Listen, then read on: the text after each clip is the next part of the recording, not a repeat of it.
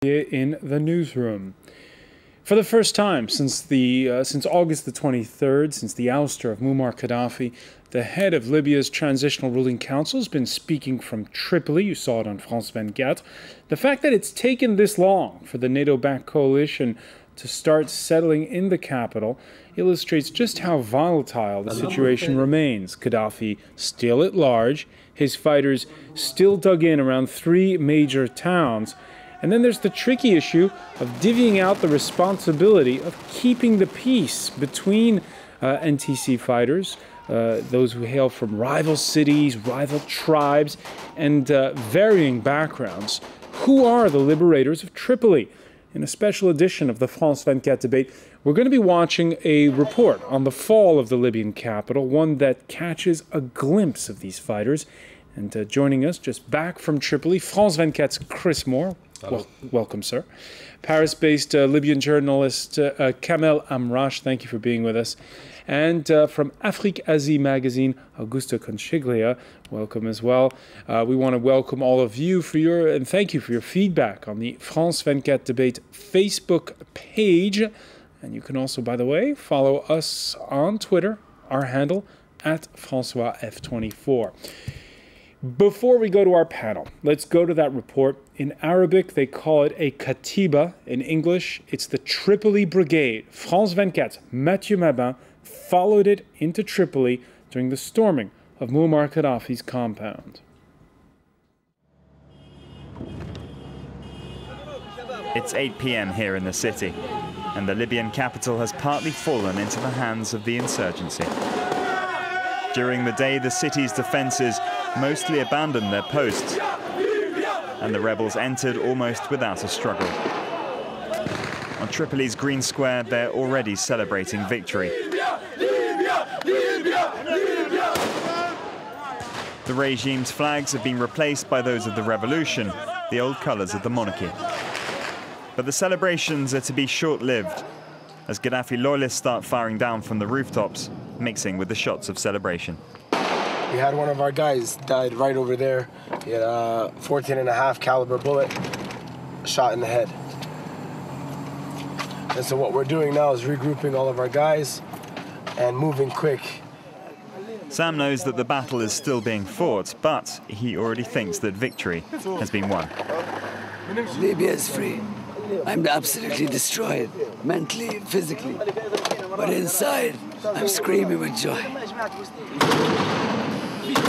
Everywhere in the city around him, though, Gaddafi loyalists continue their desperate struggle. It's now dawn on the second day. The men, who haven't slept for a second night, start to flush out the loyalists, starting in the Green Square at the heart of the city. Throughout the city, people have created new militias and are arresting suspects. This man's skin is too dark and his t-shirt too green. Don't shoot! Don't shoot! For the Tripoli Brigade, it's time for the final attack.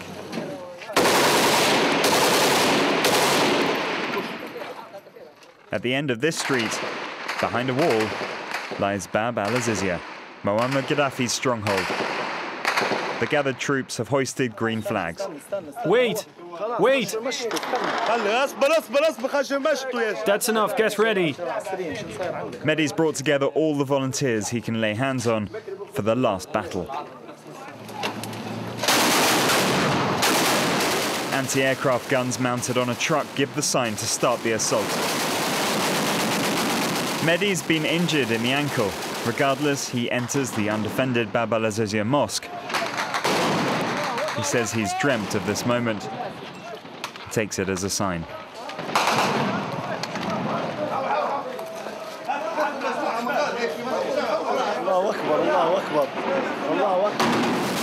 Bab al-Azizia is a huge complex, 6 kilometers squared, and completely enclosed behind defensive walls. To approach the first wall, you have to cross 200 meters of no man's land. The 20mm guns have been blazing for half an hour without stopping. The men approach the first wall. A rocket's fired.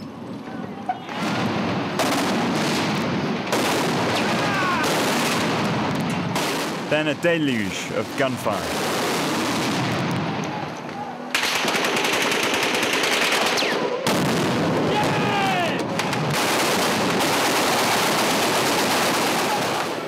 This opens a gap for the foot soldiers, who rush in and overpower the loyalists.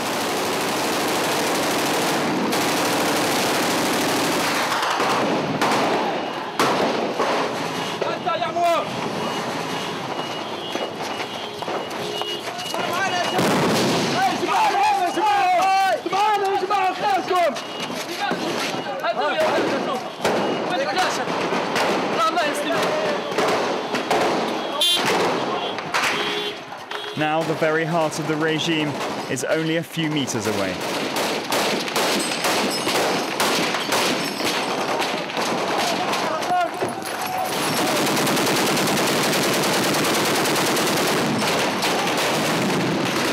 On the front line, bodies are falling by the second.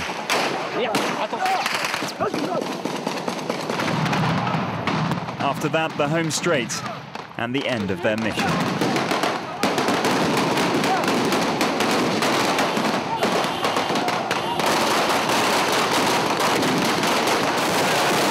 Exhausted, they reach Gaddafi's clenched fist statue, the symbol of a falling regime.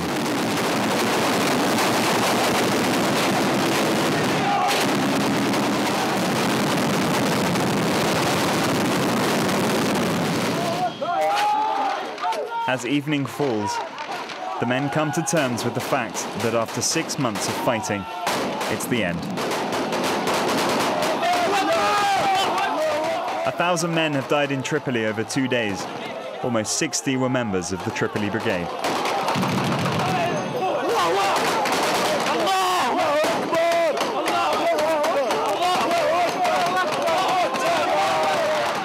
Survivors who served the regime have been arrested, like this domestic servant. This man says he's just an office worker, but they will all fill the prisons of a new Libya to await judgment. I'm Libyan like you. I love Libya just like you.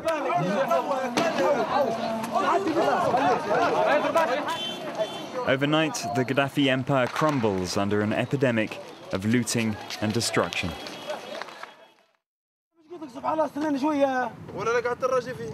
Sam emerged unscathed from the final assault.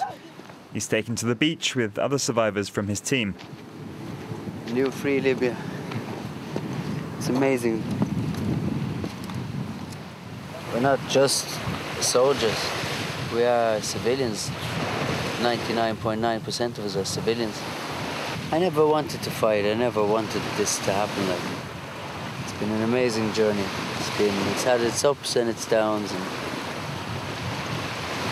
hopefully when it's finished, we'll look back on all this, and I just want everything to be revealed.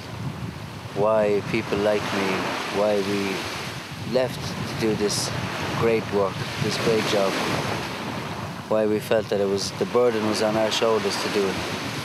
Some weren't as lucky as Sam. You know, the tall guy, he told you I lived in Bab Azizi. Yeah. I have to go visit his family. Before he died, he told me that morning when we left, he said to me, if I pass away, sell my car and stuff and give it to my mother so she can travel and go on the pilgrimage to Hajj. So even now, if I can't find his car or stuff like that, I'll pay the money myself. And I'll tell his mother how much of a lion he was in the desert. A lion. Mehdi, the leader, has become a national celebrity. Many noteworthy people jailed by Gaddafi and now free have come to see him. Mahmoud, look, it's Mehdi Harati.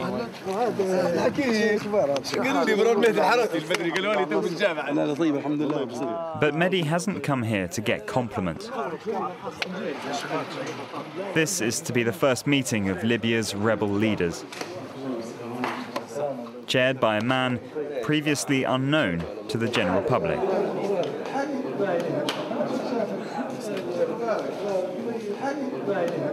This is Abdel Hakim, command. This is the first appearance of Abdel Hakim Belhaj.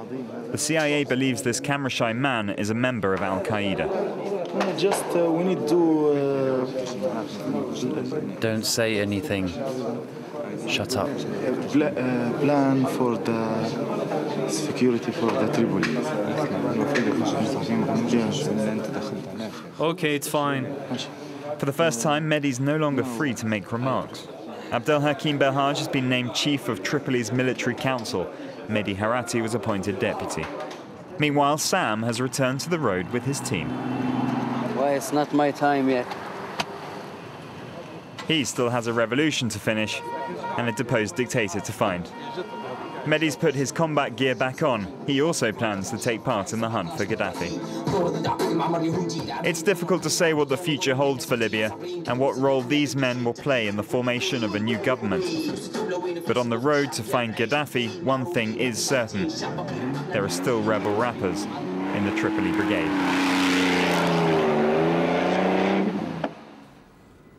And you'll be able to see that story in full. Mathieu Mabin's reporters, the France 24 investigative news magazine, the Tripoli Brigade, that'll be at 9:30 p.m. Paris time, 3:30 p.m. if you're watching in the United States. Kamel Al-Marash, I want to just get your reaction when that report, you see Adam speaking with an American accent, you see Sam speaking with an Irish accent. You know, it is very historic moments for all Libyans, and that seeing that all stories about Al-Qaeda, cellules and Libya and everything is false, because we have seen that people from the West, Libyan students from the West who lived in the West, coming to Libya to fight dictatorship and to free Libya and to participate to free Libya. I think that gives the proudness of Libyans, of those youngest people who come to give their lives for their country. At the end of the report, we see this sort of, what looks like sort of a passing of the baton with Abdelhakim Belhaj, former jihadist who trained in Afghanistan, sort of arriving, and he's the military commander for Tripoli. He's told France 24 that he's not for an Islamist state. He's there just to. There's room for everyone in Libya. But what did you think of when you saw that scene? I think we should never forget that he's an ex-jihadist, and that means that during about 6 or 7 years ago, he has abandoned the ideology of the Islamist ideology of Al-Qaeda. He's participating as a Libyan citizenship who wants to free his country. And nobody can deny him this right to do. I think the future or the weeks which come will, be very decisive for Libya. Chris Moore, you were in Tripoli last week. Are there many Adams and Sams like that? These guys who tell you they're civilians and speaking with British, Irish, American accents? Irish in Sam's case, yes. He's half Libyan, half Irish. I think it's true to say that the Tripoli Brigade are not exactly typical of the rebel fighters. They're a small, highly trained brigade. Some of the best fighters in the rebel movement. As you saw there, they kind of were one of the brigades at the spearheads of the assault on Tripoli. Well trained, excuse me, by whom? Well trained by, it was set up by the character Mehdi that you saw in the report there.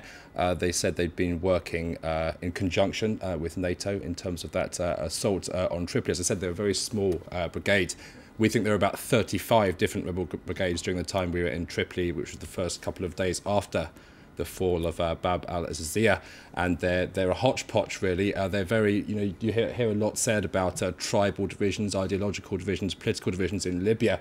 think what you get the sense of most among those brigades is that they're all from a town in Libya, of which they're very proud. Some of those towns fought very, very hard in ousting the Gaddafi regime, particularly Misrata. If you look at the Misrata brigade, they were under siege for months. They're incredibly proud of the fact they managed to see off Gaddafi. And there is the scope for rivalry between these groups. At the moment, they've been fighting against a common enemy. Now he's gone, if not found, then there is the potential for rivalry between them. Before we go to the break, Augusta Conchiglia, what struck you in that report?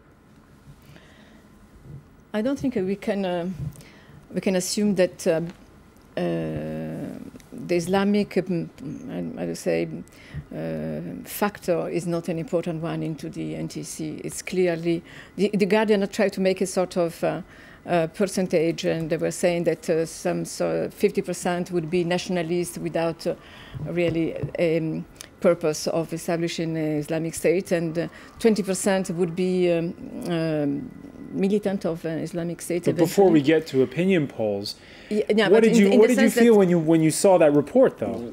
No, the report is not really the thing that is impressing me, in the sense that you can see there is a real a popular will for a change, and the Islamic people have have a room into it. But there is a suspicious against the foreign journalist. That is something we know if in other circumstances. So that can give us some worry for the future. What are the real purpose of these people? This is a question. I don't think that it will be settled very soon. I think that the division within the NTC will be even more evident in the future, in the next future, and some arrangement has to be clearly found. I think the point to make really is that people like Abdulhakim Belhaj are always likely to make headlines in the West, given their past. He's become a bit of a media obsession.